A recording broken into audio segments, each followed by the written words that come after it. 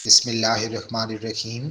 یہودی مذہب میں 13 جولائی بروز اتوار سے سوگ کے ایام کا آغاز ہو رہا ہے۔ مذہبی لحاظ سے ہر سال یہودی 3 ہفتوں کے لیے سوگ مناتے ہیں۔ غم کے ایام کا آغاز یہودی مذہبی کیلنڈر کے چوتھے ماہ تموز کی 17 تاریخ سے ہوتا ہے اور 5ویں مہینے آب کی 9 تاریخ کو سوگ ختم کیا جاتا ہے۔ یہودی سوگ کے دنوں کا آغاز روزے سے کرتے ہیں اور غمگین دنوں کا اختتام بھی روزے پر ہوتا ہے، اور ان غم کے دنوں کا عروج 9 آب کو ہوتا ہے۔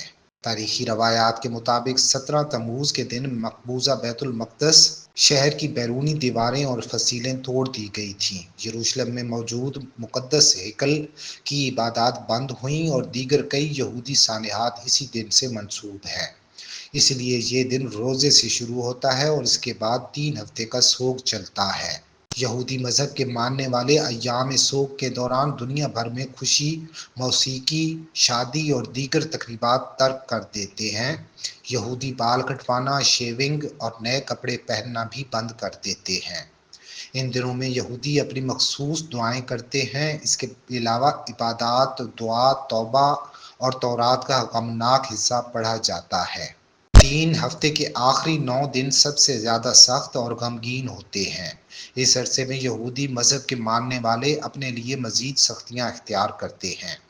یہودی مذہب کے ماننے والے سوگ کے دنوں میں گوشت اور مرغی کھانے سے پرہیز کرتے ہیں، جبکہ شراب پینا ممنوع ہوتا ہے۔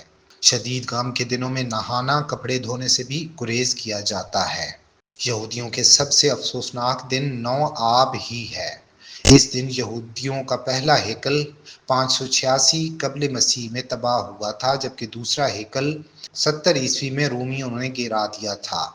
انتہائی غمزدہ تہوار تشاء باؤ کے دن 24 گھنٹے کا مکمل روزہ ہوتا ہے۔ یہودی فرش پر بیٹھ کر قنوت پڑھتے ہیں، جو ان کی غمزدہ شاعری ہوتی ہے۔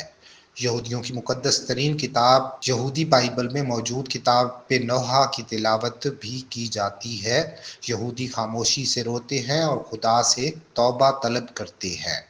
متعدد یہودی ان سوگ کے دنوں میں چمڑے کے جوتے بھی پہننے سے اجتناب کرتے ہیں۔ یہودی عقیدہ ہے کہ جب ان کا مسیحا آئے گا تو یروشلم میں تیسرا ہیکل دوبارہ تعمیر ہوگا، تو یہ غم کے دن خوشی میں بدل جائیں گے اور یوں تشاء باؤ ایک دن یوم جشن بھی بن سکتا ہے۔